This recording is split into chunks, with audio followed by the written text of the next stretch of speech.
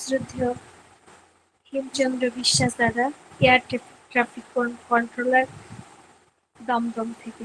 জয় গুরু দাদা। জয় গুরু মা। জয় গুরু। আপনি 20-25 মিনিট যতক্ষণ পারেন বলেন। পরম প্রেমময় শ্রী ঠাকুরের শ্রীচরণে আমার অনন্ত কোটি প্রণাম জানাই। পরমাধ্যার জগৎ জননী শ্রী বর্মা, পরম পূজ্যপাদ শ্রী বরদা, পরম পূজ্যপাদ শ্রী আচার্যদেব, পূজনীয় অবিন্দ দাদা এবং ইষ্ট পরিবারের সকলকে আমার অনন্ত কোটি প্রণাম জানাই। প্রণাম জানাই সৎসঙ্গে উপস্থিত সকল শ্রদ্ধা ভাজন ভক্ত দাদাদেরকে, ভক্তিমতী মায়েদেরকে এবং সকলকে আমার সশ্রদ্ধ জয় গুরু জানাচ্ছি। আজ এই সৎসঙ্গে আমাকে থাকার জন্য আহ্বান জানিয়েছেন শর্মিষ্ঠা সাহুমা, তার কাছে আমি কৃতজ্ঞ থাকবো তিনি আমাকে এই সুযোগ করে দেওয়ার জন্য। এই নাম ধ্যান তার সঙ্গে ইষ্ট প্রসঙ্গ এখানকার ব্যাপারে আমার খুব অভিজ্ঞতা নেই, তবে আমি শ্রদ্ধা পুরিন বিহারী পালদা যিনি রেগুলার এখানে জয়েন করেন তার মুখ থেকে এই লিঙ্কের খুব প্রশংসা শুনেছি, এবং doctor Ashok Chattopadhyay child specialist যাকে আমি যাজন করে স্বস্তি দিয়েছিলাম, তিনিও এখানে ইষ্ট প্রসঙ্গ করেছেন একাধিকবার। দেবসদ্দা তাকে দিয়ে করেছেন, তিনি বলেছেন এতক্ষণ যে নাম হলো, নাম করতে করতে অনেক সময় ধ্যান হয়ে যায়, ধ্যান করতে করতে নাম অটোমেটিক্যালি আসে। এটা রেগুলার এইভাবে করার এই উদ্যোগকে আমি স্বাগত জানাচ্ছি একটাই কারণে, এইভাবে করলে পর সেটা রেগুলার হয়ে ওঠে, না হয় হওয়া মুশকিল। পিতৃদেব জীবিত থাকতেও তিনি সবাইকে নিয়ে নাম করাতে বসতেন। আপনারা জানেন বর্তমান আচার্যদেব খুব বেশি সময় নয়, কেননা দেওঘরে তো হাজার হাজার মানুষকে বসিয়ে নাম করানো হয়, মানুষ ধৈর্য রাখতে পারবে না। 5 মিনিট তিনি নাম করান সবাইকে দিয়ে, নিজেও নাম করেন, তারপরে অন্যান্য কিছু তার সঙ্গে অনুষ্ঠান, কখনো সঙ্গীত বা 2-4 কথা তিনি বলেনও, সেসব হয়ে থাকে। এইভাবে যৌথ উদ্যোগে করলে সেটা হয়ে ওঠে, সবার মনে আগ্রহ হয়, এটা আমি ফিল করি। খুব ভালো জিনিস হচ্ছে ওয়ার্ল্ডে তো সারা ওয়ার্ল্ডেই অনলাইন সৎসঙ্গ হচ্ছে, এখানকার ব্যাপারটা দেখলাম সম্পূর্ণ ডিফারেন্ট, খুবই এটা অ্যাপ্রিসিয়েবল, দরকার আমাদের জন্য। আমি অন্তত মাঝে মাঝে এখানে জয়েন করার চেষ্টা করব। আমার মনে হয় সবচেয়ে ভালো হতো এর আগে যদি আমি প্রথম একদিন পার্টিসিপেন্ট হিসাবে জয়েন করে তারপরে যদি কিছু আলোচনা সুযোগ পেতাম, সেটা বেশি ভালো হতো। মানে আমি বুঝতে পারতাম মানে এখানে কিভাবে হয়। যাই হোক, যদিও সেই গুরুদায়িত্ব। ঠাকুরের কথা বলুন, আপনি ঠাকুরের কথা বলুন। হ্যাঁ, ঠাকুরের কথাই মা বলবো, এটা হচ্ছে স্টার্টিং বলতে পারেন, ঠাকুরের কথাই বলবো। যাক, আমাদের উদ্দেশ্য কিন্তু একই, এই নাম করলে কিন্তু আমাদের ব্রেন খুব তীক্ষ্ণ হয়ে যায়। নামের সঙ্গে থাকা মানেই পরমপিতার সঙ্গে থাকা, তিনি কি বলেছেন অটোমেটিক্যালি কিন্তু সেগুলো আমাদের মনে এসে যায়, সেগুলো করার প্রচেষ্টা ধীরে ধীরে হয়, সেগুলো করা হয়ে ওঠে। কেননা আমরা জানি কোনো কিছুই না করে পাওয়া যায় না। ঠাকুর বলেছেন এই দীক্ষা নিলে কি হয়, দীক্ষা নিলে আমাদের দক্ষতা বেড়ে যায়, যোগ্যতা বেড়ে যায়, আত্মনির্ভরশীলতা বেড়ে যায়। তারপরে যেটা বললেন, আমরা নিজের পরিবারের, দশের বর্তমান এবং ভবিষ্যতের জন্য হয়ে উঠতে পারি। এত কিছু রয়েছে। দীক্ষার সময় নাম দেওয়া হয়, বীজ মন্ত্র দেওয়া হয়। আজকে একটা সৎসঙ্গে আলোচনা শুনছিলাম, বীজ বপন করলে কি হয়, তার থেকে গাছ হয়, গাছ থেকে আপনার ফসল বা ফল ইত্যাদি হতে পারে। এইখানেও ঠিক যে বীজ মন্ত্র আমাদের ভিতর দেওয়া হয়, তার থেকে আমরা গ্রো হই কিন্তু, অর্থাৎ বেড়ে উঠি, জীবিত থাকি এবং বেড়ে উঠি। ঠাকুর ধর্মের যেটা মেন জিনিস বলেছেন, live and grow, to live and grow with healthy maintenance is call dharma. ধর্মের ডেফিনেশন, ছোটবেলা আমার মাকে দেখতাম, মা পুজো করতেন, বেলপাতা, তুলসী পাতা ইত্যাদি দিয়ে, ব্রাহ্মণকে ডেকে নিয়ে আসতেন, তিনি মন্ত্র পাঠ করতেন, প্রসাদ খেতাম, 2-4 জন লোক সেখানে প্রেজেন্ট থাকতেন। আমি ভাবতাম এটাকেই বোধহয় ধর্ম বলা হয়, কিন্তু শ্রী শ্রী ঠাকুরকে ধরে জানতে পেরেছি ধর্ম আসলে কি। যে আচরণ, বাঁচা বাড়া বা যে কর্ম আমাদের বেঁচে থাকতে এবং ভালো থাকতে সাহায্য করে, সেটাই ধর্ম। সৎসঙ্গীরা কিন্তু ধর্মের বহু ডেফিনেশন বলে দিতে পারবে, অন্যে বাঁচায় নিজে থাকে, ধর্ম বলে জানিস থাকে। ঠাকুর বহুভাবে ধর্ম যদি না ফুটলো তো সংসারের প্রতি কর্মে বাতিল করে রাখলে তাকে কি হবে এমন ধর্মে। আমি এই রিলেটেড মানে পরম পিতাকে নিয়েই কথা বলছি। ইস্কনে একবার ঘুরতে গিয়েছিলাম এই মায়াপুরে, সেখান থেকে আশেপাশের যে গৌরীয় মঠ টঠ সেসবও ঘুরে আসছি। সেখানে অনেকেই ওইরকম নাম কীর্তন খুব করে করছেন। বেশ কয়েকজনকেই বলতে পারেন আমার ইচ্ছা হলো এরা কিভাবে কি করে, কতটা কি জানে সেটাকে আমি একটু ভেরিফাই করে দেখি। জিজ্ঞাসা করলাম, আপনারা তো অনেকেই ঘর সংসার ত্যাগ করেছেন, তো এই ধর্ম করছেন, এই ধর্ম কাকে বলা হয়, বা ভগবানকে অনুসরণ করছেন, ভগবানই কি জিনিস আমার জানতে ইচ্ছা করছে। তো সেইখানকার লোকজন যাদের যাদের আমি জিজ্ঞাসা করেছি তারা কিন্তু যে কয়জনকে জিজ্ঞেস করে প্রত্যেকেই কিন্তু সংসার ধর্ম ত্যাগ করে চলে আসছেন, ওইখানকার জন্য সেটেল হয়ে গেছেন ওইখানে। কিন্তু তারা বললেন এই ব্যাপারে যদি জানতে চান আমরা বলতে পারবো না, আমাদের নলেজ নেই, আমাদের হায়ার অথরিটির কাছে যেতে হবে।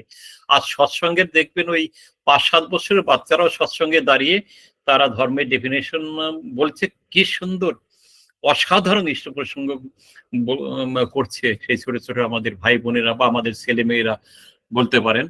এই ঠাকুর এই যুগে এসে ধর্মের অভূতপূর্ব যে প্যাকেজ দিয়েছেন, যজন যাজন ইষ্টবিধি, স্বস্তানি এবং সদাচার, যুগে যুগে কিন্তু তিনি বাঁচা বাড়ার উপাদান দিয়েই যান, সেই উপাদানই তিনি যুগে যুগে নিয়ে আসেন। কিন্তু এই যুগে এই যুগের জন্য শ্রেষ্ঠ তিনি যে প্যাকেজ বলবো বা যা যা আমাদের দরকার সেই জন্য দিয়ে সেগুলোই তিনি নিয়ে আসছেন। তাই তিনি বলেছেন, নাভ ধরে পেরিতে বর্তমান অন্ধ তোমায় হয় প্রয়াণ। তাকে না ধরলে কিন্তু আমরা অন্ধের মতো, অন্য সম্প্রদায়ের আমরা হয়ে থাকতে পারি। আমরা ধর্ম বলতে পৃথিবীতে অনেক ধর্ম আছে আগে জানতাম, কিন্তু ঠাকুর বলছেন ধর্ম একটাই, যার উপর যা কিছু আর দাঁড়িয়ে আছে তাই ধর্ম, এবং তিনি পরম পুরুষ। State of all existence is call dharma and he is the absolute. আমরা যেগুলোকে ধর্ম বলে ভাবতাম প্র্যাকটিক্যালি ঠাকুর বলেছেন সেগুলো মত। এমনকি এই পৃথিবীতে যত মানুষ আছে তত মত হতে পারে, তাই বলে ধর্ম বহু হতে পারে না। আর যিনি অ্যাবসলিউট তিনি তো অ্যাবসলিউট একই একই হবে। এইবার বিভিন্ন জনে যে মত দিয়ে গেছেন সব মতই তিনি বলেছেন সাধনা বিস্তারের জন্য, তার নানা প্রকার হতে পারে। আর যতটুকু বিস্তারে যা হয় তাই হচ্ছে ধর্ম। আর এই পুরো ধর্মটাই হচ্ছে অনুভূতির উপর। কেন এই অনুভূতির উপর ঠাকুর বললেন? দেখুন, আপনারা সত্যানুসরণের শেষের দিকে সবাই আপনারা জানেন, এখানে যদি জিজ্ঞাসা করি ভগবান কাকে বলা হয় বা সদ্গুরু কাকে বলা হয়, একদম ফ্লুয়েন্টলি বলে দেবেন। এর সংখ্যাটা আমি জানি মোরললেস এখানে মোর দেন 90%। কিন্তু সেই জানাতেও যে আমাদের ভিতরে অ্যাবসলিউট ফেথ যাকে বলা হয়, তার প্রতি বিশ্বাস বা ভগবান কি জিনিস বোঝা, সেই ব্যাপারটা আমার অন্তত মনে হয়েছে অত সহজ নয়। কেননা আমি যখন শ্রী শ্রী ঠাকুরকে কোনো দাদা মা বোধহয় অডিও অন করে রেখেছেন, ইন্টারফিয়ারেন্স হচ্ছে, যদি আমার কথা শোনা যায় আপনি অফকোর্স মিউট করে দেবেন। যাই হোক, কিভাবে অনুভূতি ঠাকুর যে আমাদের এই যজন যজন ইষ্টবিধি স্বস্তানি সদাচার দিয়েছিলেন এর মাধ্যমেই কিন্তু হয়। ঠাকুরকে একবার বলা হয়েছিল, এক ভক্ত বলেছিলেন, ঠাকুর একবার আপনি আমাদের সবাইকে ব্রহ্মজ্ঞান দিয়ে দিন, তাহলে পরে এত সাধনা করতে হবে না আমাদের, আমরা একবারে ব্রহ্মজ্ঞান লাভ করতে পারবো, খুব ভালো থাকতে পারবো। তো শ্রী ঠাকুর তখন বলেছিলেন তা মনে আমি এক্ষুনি দিয়ে দিতে পারি, কিন্তু সব পুরে সারখার হয়ে যাবে না। তাই বলি, এই যজন যজন ইষ্টবিধি স্বস্তানি সদাচার করো গিয়ে যখন যা হবার, পাবনা ভাষায় বলেছিলেন, তা আপনি আপনি হয়ে যাবেন। এই যজন যজন ইষ্টবিধি করতে করতে আমারও জীবনে হয়েছে একটা সময় সেই যে অনুভূতি, সেই অনুভূতির উদয় হয়েছিল। সেই অনুভূতির দ্বারাই কিন্তু আমি অ্যাবসলিউটকে জেনেছিলাম। সেটা আমার 19 বছর হয়েছিল, তখনই আমি স্বস্তানি ব্রত গ্রহণ করি। তা না হলে তাকে কিন্তু ভগবান বা পরম পুরুষ এই স্বীকৃতি হয়তো আমার দ্বারা দেওয়া সম্ভব ছিল না। কেন ছোটবেলা থেকে মায়ের কাছ থেকে শুনে এসেছিলাম ভগবান বলতে। আমি তো সেই সম্প্রদায়ই বলবো, হিন্দু সম্প্রদায়ের মধ্যে আমার জন্ম, রাম বা কৃষ্ণ তাদের প্রতি আমার বিশ্বাস ছিল। একটা সময় বাইবেলের লিফলেট গুলো পড়ে পড়ে এত ভালো লেগেছিল, আমি ভেবেছিলাম আমি খ্রিস্টান ধর্ম গ্রহণ করে খ্রিস্টান হয়ে যাব। এখন আমি শ্রী শ্রী ঠাকুরকে গ্রহণ করে এটা আমি বুঝতে পেরেছি, হ্যাঁ অফকোর্স আমি নিজে মুসলমান, আমি নিজেই খ্রিস্টান বা নিজেই জৈন।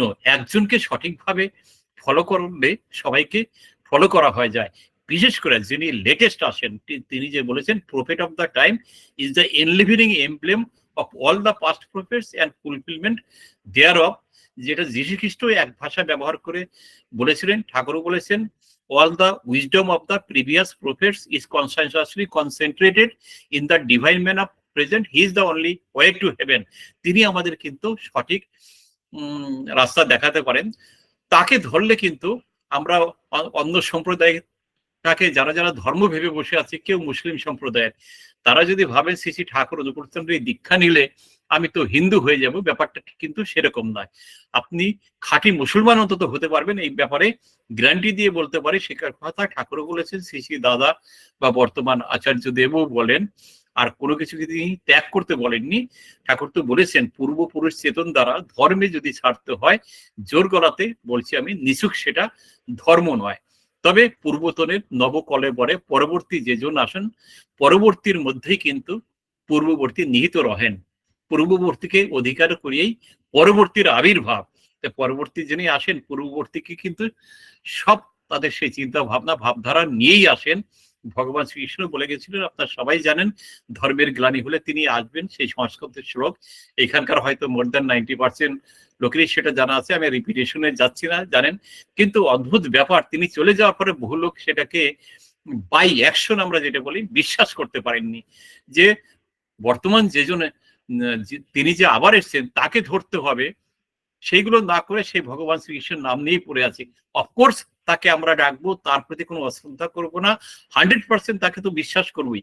তার সঙ্গে তিনি যে আবার এসছেন এই যুগে, সেই চৈতন্যদেব হয়ে এসছেন, তিনিও বলে গেছেন এই নাম সব নয় রে মাথায়, এই নাম সব নয়, আরো নাম আছে, সেই নাম নিয়ে যাবে আসল নামের কাছে। তার পরবর্তীতে তিনি আবার এলেন, শ্রী শ্রী রামকৃষ্ণদেব পরম পুরুষ, তিনিও বলে গেলেন যে পার্শ্বদের পুরো জ্ঞান দেওয়া হলো না, আবার এই দেহটা পাল্টেই আসবো, যাবো আর আসবো। এমনকি সারদা মাকে বলেছিলেন তোমাকে বৈধব্য স্পর্শ করবে না, এমনকি ইচ্ছা করলে তুমি শাখা সিঁদুরও পড়তে পারো। তিনি এলেন, কিন্তু আমরা অনেকে সেই যে মিশনে বা সেই রামকৃষ্ণ মিশনে বা রামকৃষ্ণদেবের সংস্পর্শে সেইখান থেকে বেরিয়ে এসে আবার যে ঠাকুরকে ধরবো, বা বেরিয়ে আসার কথা বলছি না, তার সঙ্গে ঠাকুরকে অ্যাডিশনাল অ্যাড করব, গুরু যোগ করা যায় কিন্তু ত্যাগ করা যায় না, ঠাকুর বলেছেন। এই ব্যাপারে একটি কথা বলি, আমার এক ক্লোজ রিলেটিভ, রিলেশনটা খুব বেশি দিন হয়নি, কয়েক বছরের আগে হয়েছে।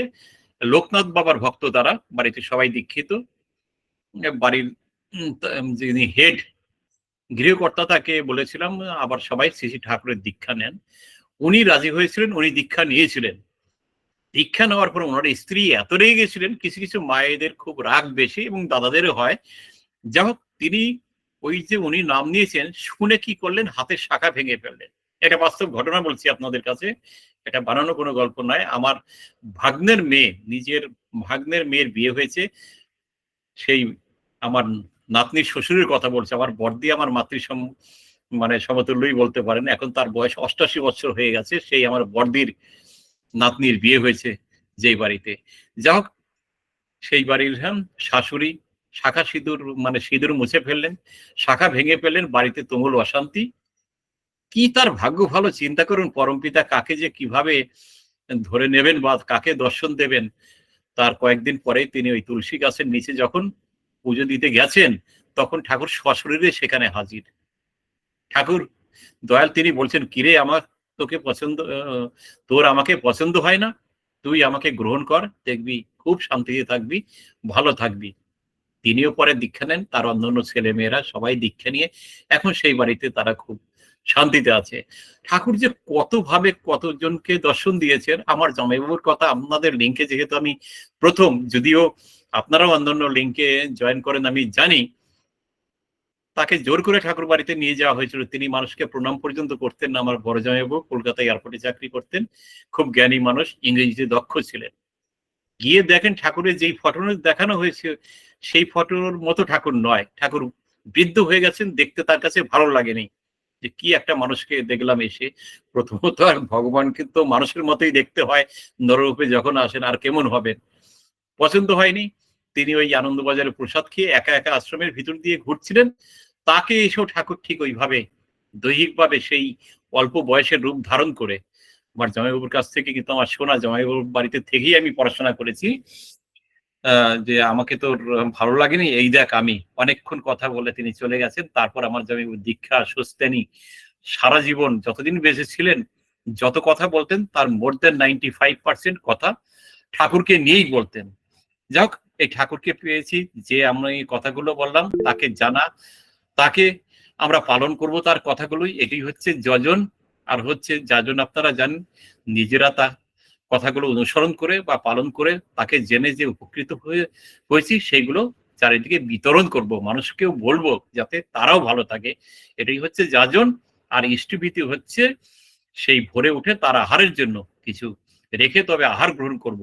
এটা হচ্ছে পঞ্চ মহাযজ্ঞের সমান কিন্তু কাজ হয়। ইন্দ্রজিৎ যেমন আপনারা জানেন যজ্ঞ করে যদি যুদ্ধে যেতেন তাকে কিন্তু সেই যুদ্ধে, নিকুম্ভিলা যুদ্ধ আপনারা সবাই নাম জানেন, সেই যুদ্ধে কেউ হারাতে পারতেন না। এমনকি সৃষ্টিকর্তা, পালনকর্তা, শাসনকর্তা পরম পুরুষ রাম, তার পক্ষেও তাকে হারানো বা নিধন করা সম্ভব ছিল না সেই ইন্দ্রজিৎকে। এই ইষ্টভীতি যজ্ঞ কিন্তু তার থেকে আরো আরো বেশি পাওয়ারফুল যজ্ঞ। সেটা কিভাবে করতে হবে ঠাকুর বলেছেন, ওই অরুণসার আগেই করিস রাত্রি সজ্জার সকল ত্যাগ, সেই রাগেরই অনুরাগেই করিস ইষ্টভীতির যাগ। খুব অনুরাগের সঙ্গে গুরু ভিক্ষা আগে দিও, ইষ্টভীতি যারে কয় হৃদয় ভরা ওই অবদান, যেমন জাগে তেমনই জয়। ঠিক এই ভাবধারা নিয়ে করতে হবে। তারপরে কি করতে হবে, সেই বাণী আছে, বাণীটি আপনারা জানেন, সেই দিন গুজরানি আয় থেকে করে ইষ্টভীতি আহরণ, সংক্ষিপ্ত ভাবে সেগুলোকে আমি আবার উচ্চারণ করছি, রোজ করব আমাদের উপার্জিত অর্থ দিয়ে, এবং 30 দিনের দিন পাঠাবো। বাস, ইষ্টভীতি এখানে কিন্তু কমপ্লিট হলো না। অনেকে ভাবলেন পাঠিয়ে দিয়ে এসেছি মন্দিরে, আমার ইষ্টভীতি পাঠানোর কাজ কমপ্লিট হয়ে গেছে। না, আরো দুটো স্টেজ আছে। তিনি বলেছেন দুটো ভাতৃভোজ্য, দুইজন গুরু ভাইদের দিতে হবে বা গুরুজনদের দুইজনকে দিতে হবে, সেটা কিন্তু দিতেই হবে। তারপরে ওইখানেও কিন্তু কমপ্লিট হলো না। তিনি বললেন যে পাড়াপড়শি সেবার জন্য রাখিস কিন্তু কিছু আরো উপযুক্ত বিপদগ্রস্তে দিতে হবে যেটুকু পারো। এসবগুলির আচরণে ইষ্টভীতি সঠিক হয়, তা না হলে জানিস কিন্তু ইষ্টভীতি পূর্ণ নয়। এই পূর্ণ ইষ্টভীতি করলে পূর্ণ ফল পাবো। বিধির বিধান মানবি যেমন, যতটা বা যতটুকু, কেটে সেটে ফলও পাবি ততটুকু। যে আংশিক পালন করবেন আংশিক ফল পাবেন, একদম বঞ্চিত হবে না কিন্তু আমরা ঠিক ঠিক ভাবে। আর এই যুগে ঠাকুর কি বললেন দেখুন, তার কথা তো অল্প সময়ের মধ্যে বলা সম্ভব না। দীক্ষা, শিক্ষা এবং বিবাহ নিয়ে ঠাকুর বিশেষভাবে বলেছেন, দীক্ষা তো নিতেই হবে, সৎ দীক্ষা তুই এক্ষুনি নে, ইষ্টিতে রাখ সম্প্রীতি, মরণতর নিয়ে নাম জপে, কাটি অকাল জমভীতি। আমরা কিন্তু সবচাইতে ভয় পাই কিন্তু আনটাইমলি ডেথ। কেউ আমরা কিন্তু অল্প বয়সে চলে যেতে চাই না। তা সেটা যদি কাটিয়ে উঠতে চাই, তাহলে কিন্তু এই যে সৎ মন্ত্রী এই যুগে তিনি যে নাম দিয়েছেন সেই নামের দীক্ষা কিন্তু নিতে হবে, নিয়ে তার কথাগুলো কিন্তু আমাদেরকে পালন করতে হবে। বাস, দীক্ষা নিয়ে এই যে অনলাইন অফলাইন সৎসঙ্গে জয়েন করব, তার বইগুলো পড়বো।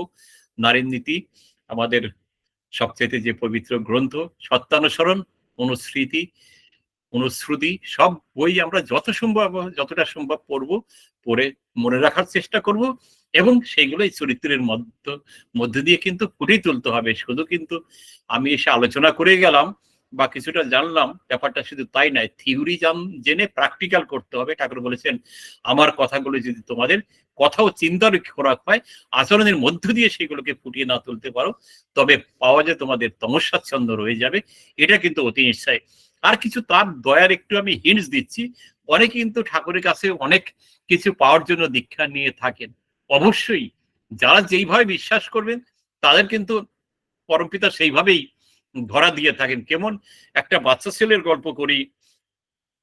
তাকে তার দাদু বলে গিয়েছিল তুই পুজো দিস। দাদু পুরোহিত ছিল, পুজো দিত ঠাকুরের কাছে। বলে দাদু কি মন্ত্র বলে পুজো দিতে হয়? বলে তুই কি আর মন্ত্র, দাদু ওকে বলে গেছিল তুই এই ফুল, তুলসী পাতা ইত্যাদি দিয়ে বলবি ধর ছাগলা পাতা খা, পাতা খেয়ে স্বর্গে যা, তারপরে ওইগুলো নিয়ে পুকুর পাড়ে তুই ফুল পাতাগুলো ফেলে দিবি। তো বাচ্চা ছেলেটি কিন্তু খুব বিশ্বাসের সঙ্গে সেটা করতো, এবং দেখতো রোজই ছাগল এসে পাতা খেয়ে কিন্তু চলে যায়। তো দাদু ফিরে আসার পরে বাচ্চাটি বলেছিল দাদু খুব ভালো মন্ত্র তুমি শিখিয়েছো, রোজই আমি এরকম সব দিচ্ছি আর ওই ছাগল এসে পাতা খেয়ে কি সুন্দর নাচতে নাচতে স্বর্গে চলে যাচ্ছে। তখন দাদু ভেবেছিল যে আমার সারা জীবন সাধনা করে যেটা আমি করতে পারলাম না, নাতি কিন্তু অল্প দিনের মধ্যে সেটা করে ফেললো। তাই পরমপিতা বলেছেন সত্যানুসরণে বিশ্বাস করো, সাবধান, অহংকার অধৈর্য বিরক্তি যেন না আসে, যা চাও তাই পাবে। তাহলে দেখুন পরমপিতা আমাদের কিন্তু যা আমরা চাইবো তাই দেওয়ার জন্য আছে, শুধু তাকে বিশ্বাস করতে হবে। ভাব থেকে কিন্তু বিশ্বাসের প্রতিষ্ঠা হয়, আর বিশ্বাস ডেভেলপ হয়ে গেলে কিন্তু ভক্তি আসে। ভক্তি মানে তার সঙ্গে নিরবচ্ছিন্ন ভাবে লেগে থাকার চেষ্টা, সেটি হচ্ছে ভক্তি। আর ভক্তি যখন গাঢ় হয়ে যায়, কনসেন্ট্রেটেড হয়ে যায়, তখন কিন্তু আমাদের ভিতর ভালোবাসা আসে। আর এই ভালোবাসা না আসলে ঠাকুর বললেন যে তোমাদের কিছুই হয় নাই, তোমরা চন্দ্র সূর্য কক্ষচ্যুত করো, বা পৃথিবীর সবাইকে ধনী করে দাও, বা পৃথিবীকে ভেঙে টুকরো টুকরো করো, কিন্তু হৃদয়ে প্রেম না থাকলে তোমাদের কিছুই হয়নি। আর যে ঠাকুর আরেকটি বিষয়ের উপর যেটা জোর দিয়েছেন, আমি শর্টে বলছি, সেটা হচ্ছে বিবাহ। জিসাস ক্রাইস্ট ম্যারেজ রিফর্ম সম্বন্ধে দুটো সেন্টেন্স বলেছিলেন, কি করে সুসন্তান পৃথিবীতে আনা যায়। ঠাকুর মোর দ্যান 2000 পেজেস বলেছেন, এবং সেটা বৈজ্ঞানিক পদ্ধতিতে জিনো জীবন। আমাকে এই শ্রদ্ধ পুলিন্দা একটা বই দিয়েছেন, শৈলেশ রঞ্জন সাহাদা, তিনি ঠাকুরের কথা থেকে নিয়েই সেগুলোকে বিজ্ঞানের সাহায্যে বিশ্লেষণ করে ভালো করে লিখেছেন। আপনারা পড়ে দেখবেন বইটা। যেমন আমরা বিজ্ঞানের সাহায্যে ভালো অ্যানিমেল তৈরি করেছি। একটা গরু এখন 15-20 লিটার দুধ দিলেও আমরা কিন্তু অবাক হই না, দিচ্ছে। প্র্যাকটিক্যালি আমি গ্রামে গিয়ে দেখেছি, ভালো ফসল হচ্ছে, ভালো ফল হচ্ছে। বিজ্ঞান এগুলো করতে পারছে, কিন্তু বিজ্ঞান কখনো কল্পনা করতে পারেনি যে ভালো মানুষ তৈরি করা যায়। ঠাকুর ম্যারেজ রিফর্মের সাহায্যে ভালো মানুষ তৈরি করার যে ফর্মুলা দিয়ে গেছেন, সেটা যদি আমরা পালন করি, সিআর দাসকে ঠাকুর বারবার বলেছিলেন, পারলে দাসদা এগুলোকে একদম আইন প্রণয়ন করে সমাজের মধ্যে ছড়িয়ে দিন। তা না হলে কিন্তু এই যে চারিদিকে এখন বিভিন্ন রকমের ঘটনা দেখতে পাচ্ছেন, যেইগুলো শুনে আমাদের গা শিউরে ওঠে। আমাদের ছেলেমেয়েরাই তো এসব করছে, সকালে তাদের জীবনে চলে যাবে, তারা ফাঁসিতে হয়তো ঝুলবে। কিন্তু সেই ঘটনার থেকে যদি আমরা এই পৃথিবীকে রক্ষা করতে চাই, তাহলে তার বিবাহ বিধি কিন্তু চারিদিকে ছড়িয়ে দিতে হবে। তাই ঠাকুর বলেছিলেন, আমার কথাগুলো যদি তোমরা ঠিক ভাবে পালন করতে পারো, তোমরা একদিন তোমরা থাকবে না। আর পালন যদি না করতে পারো, তাহলেও কিন্তু তোমরা থাকবে না। তাই আমাদের কিন্তু প্রতিনিয়ত কিন্তু তার কথাগুলো মানুষকে বলতে হবে। এই বলার আরেকটা নাম আছে, আপনারা জানেন, একটু আগেও বলেছি, যাজন, to exalt others with pious worship. যাজন করলে কি হয়, ঠাকুরকে জিজ্ঞাসা করা হয়েছিল, ঠাকুর বলেছিলেন তার মুখ তখন ব্রহ্ম মুখে পরিণত হয়। তার মুখ দিয়ে আমি কথা বলি, যে কথা আপনি জানেন না কোনোদিন, কোথায় বইতে পড়েননি, দেখবেন যে যাজন করতে করতে সেই কথাগুলো আপনার মুখ দিয়ে চলে আসছে। ঠাকুরও তো ওইভাবে, তিনি তার পরম সত্তাকে পরম পিতা বলতেন। বলতে বলতে তার মুখ দিয়ে কি বেরোতো, তিনি তো ইংলিশ জানতেন না কোনোদিন। কেশবচন্দ্র ভট্টাচার্য দা বলেন আপনাকে ইংলিশে বানিয়ে দিতে হবে, তিনি বললেন পরম পিতা যদি বলায় তাহলে বলবো। সেটাও তিনি বললেন। দা মেসেজ 9টা ভলিউম পড়ে দেখবেন, সেই বইগুলো যারা ডক্টরেট ডিগ্রি করা ইংলিশে, তারাও পড়তে কিন্তু হিমশিম খেয়ে যাবেন। ওইখানে ল্যাটিন ওয়ার্ড রয়েছে, স্প্যানিশ ওয়ার্ড রয়েছে, তার ভিতর থেকে ওইসব বেরিয়ে আসতো। আমরাও কিন্তু তার সন্তান। ঠাকুর বলেছেন, স্মরণ করো তুমি সাহসী, স্মরণ করো তুমি শক্তির তনয়, স্মরণ করো তুমি পরম পিতার সন্তান। আমরা কিন্তু তার সন্তান, আমরা ইচ্ছা করলে সব পারি। ঠাকুর বলেছেন, তুমি বলো না তুমি ভীরু, বলো না তুমি কাপুরুষ, বলো না তুমি দুরাশয়, স্মরণ করো তুমি পরম পিতার সন্তান। আমাদের ভিতর যেন আমরা এই প্রতিজ্ঞা করি, আমাদের সেই জড়তা নয়, আমরা দুরাশয় নয়, আমরা তার দিকে পিছন রেখে অন্ধকার বলে চিৎকার করব না, তার জ্যোতির দিকে সবসময় এগিয়ে যাব। সেইভাবে আমাদেরকে চলতে হবে। যাক, ইন শর্ট যেটা আমি বললাম, ঠাকুর বলেছেন, এই দেখুন ঠাকুরকে ধরলে আমরা যে যতটা হতে পারতাম না, পরম পিতাকে ধরে চলার জন্য কিন্তু সেটা হতে পেরেছি। আমাদের আচার্যদেব বলেন যে জীবন হচ্ছে ভাসমান তরীর মতো, যে কোনো সময় ঝড়ঝাপটায় সেটা বিধ্বস্ত হতে পারে। সেই ভাসমান তরীকে যদি আমরা সেই শক্ত খুঁটি পরম আদর্শ ঠাকুরের সঙ্গে যদি আমরা বেঁধে রাখি, তাহলে কিন্তু কোনো অবস্থাতেই কিন্তু সেই তরী কিন্তু বিধ্বস্ত হবে না। আমরা যারা তাকে ধরে আছি, আমরা কিন্তু ভালো আছি। ঠাকুর বলেছেন, যদি সদ্গুরু ধরে থাকো তবে মরবে না, কিন্তু দুঃখের জন্য রাজি থেকে। কখনো কখনো দেখুন দুঃখ আসবে না তা নয়, কেননা আমরা তো তার সবকিছু বুঝি না, সবকিছু পালন করতে পারি না, কিন্তু আমাদের অকাল মৃত্যু হবে না, এত বড় অভয় বাণী তিনি দিয়ে গেছেন। তিনি বলেছেন, শত শ্রেষ্ঠ আশ্রয় যার, উন্নতি হয় অবাধ তার। যে যা হতে যার যা হওয়া সম্ভব নয়, আমি বলেছি সেটা হওয়া সম্ভব। আমার জীবনে হয়েছে, আপনারা যারা যারা এখানে জয়েন করেছেন, প্রত্যেকের জীবনে সেটা ঘটেছে। আমাদের সন্তানাদিও সেইভাবে হয়ে উঠছে। এখন সেটা যদি আমরা চারিদিকে ছড়িয়ে না দিতে পারি সেই তার আদর্শকে, তাহলে পর তো কিন্তু সমাজকে রক্ষা করা যাবে না। আচার্য দেব যে ডিপি ওয়ার্কের কথা বলেছেন ভেরি সিনসিয়ারলি, সেগুলো আমাদেরকে পালন করতে হবে। ঠাকুর বলেছেন ঈশ্বরেরই ডাক এসেছে, তার কাজে তো সঙ্গতি যোগান দিয়ে ধন্য হতেই হোক দলিত দুর্গতি, সেটা করতে হবে। বিভিন্ন জায়গায় কেন্দ্র মন্দির বা উৎসব হচ্ছে, সেখানে অর্থের যোগান দিতে হবে। কায়িক পরিশ্রম বা শারীরিক যা বলেন পরিশ্রম করতে হবে। শুধু তাকে ভালোবাসবো মুখে বলবো তার জন্য কিছু করতে ইচ্ছা করে না। ঠাকুর কি সুন্দর ওই সত্যানুসার সাহিত্য বিজ্ঞান দর্শন সব আছে, বলেন এ কথাও যা সোনার পিতলে ঘুঘো তাই, আমাদের কিন্তু করতে হবে। আর কত টাকা দিয়ে ইষ্টভীতি করব, ঠাকুর বলেছেন দৈনন্দিন আহার যেমন ইষ্টভীতি করিস তেমন, এটাও কিন্তু নেহাত কম। এর কমও কি নয় বিষম, পারলে কমে যাস না, কপটব্রতী হোস না, নিজের বেলায় সব চলে তোর, প্রেস্টে দিতে আটি কুটি, উন্নতি তাই পথ হারালো, পাওয়ার পথটি দিলে রুটি। যেই মায়ের একটা সন্তান আর একটা সন্তান হলে ঠিক দেখতেন তাকে পড়াশোনা করানো, সেই ডাক্তারি হোক বা ইঞ্জিনিয়ারিং হোক, সবকিছু হয়ে যেত। কিন্তু পরম পিতার দয় এই 2 টাকা 5 টাকা 10 টাকা বা 50 টাকা যদি কেউ করে, সে তো একদম জোরে গলা করে বলে আমি অনেক করে ফেলি না। ওতে একটা মানুষের কিন্তু আহারের জন্য যা দরকার সেটা হয় না। গ্রাজুয়ালি গ্রাজুয়ালি ওটাকে বাড়াতে হবে। কিন্তু এটা ইষ্টভীতি হচ্ছে সামর্থ্যযোগ্য, বাড়িয়ে দেখুন। আমি নিজেও দেখেছি যে কোথা থেকে যে সেই ব্যবস্থা তো হয়ে যায়, অর্থমান যশ ওর পিছনে কিন্তু আমাদের ছুটতে হবে না। ঠাকুর বলেছেন আমাদের প্রথমেই, ওইগুলো আমাদের পিছনে পিছনে ছুটবে যদি আমরা এই তার পিছনে পিছনে ছুটি। তার পিছনে ছুটা মানে তার কথাগুলো পালন করা। কিভাবে পালন করব? আমরা অবাক মনুষ্য গোচরম, তার কথাগুলো ভালোভাবে বুঝেই না, আর পালন করা তো দূরের কথা। তাই আচার্যের মুখ দিয়ে তিনি কথা বলেন, ইষ্টগুরু পুরুষোত্তম প্রতীক গুরু বংশধর রে তো শরীরে সত্য থেকে জানতো তিনি নিরন্তর। তিনি যেটা বলবেন to carry out the commands of the guru ভাবতে হবে, সেটাকে is the secret of religious success, there is no alternative. সেটা ঝাঁপিয়ে পড়ে ভক্ত হনুমান যেমন জয় শ্রীরাম বলে সেটাকে সঙ্গে সঙ্গে করে ফেলতেন। সময়কে তিনি কিন্তু বগলে চাপা দিয়ে রাখতেন। ঠাকুর বলেছিলেন সূর্যকে বগলে চেপে রাখা মানে সময়কে তিনি ম্যানেজমেন্ট খুব ভালো করতে পারতেন। একারণী তীব্রতা আর ক্রমাগতি হচ্ছে জীবনের সুখ এবং স্বাচ্ছন্দ্য, যেটা সত্যানুষ্ঠানে বলা আছে। যাই হোক, আমি খুব অল্প সময়ের মধ্যে তাড়াতাড়ি করে অনেক কথা বলার চেষ্টা করলাম। আমার কথা হয়তো অত ক্লিয়ারলি বোঝা গেল কিনা আমি জানি না। পরমপিতার কথা আমরা ঘন্টার পর ঘন্টা, বছরের পর বছর ইত্যাদি বলেও কিন্তু আমাদের পক্ষে শেষ করা সম্ভব নয়। রামায়ণকেও 5 মিনিট শেষ করা যায় না, মহাভারতকেও যায় না, প্রশান্ত মহাসাগরকেও কিন্তু 10, 15, 20 মিনিট 25 মিনিটে অতিক্রান্ত করা যাবে না। আর যার কথা চিন্তা করতে গেলে আমরা নিজত্ব হারিয়ে ফেলি, তাকে এই অল্প সময়ের মধ্যে কি করে বলবো?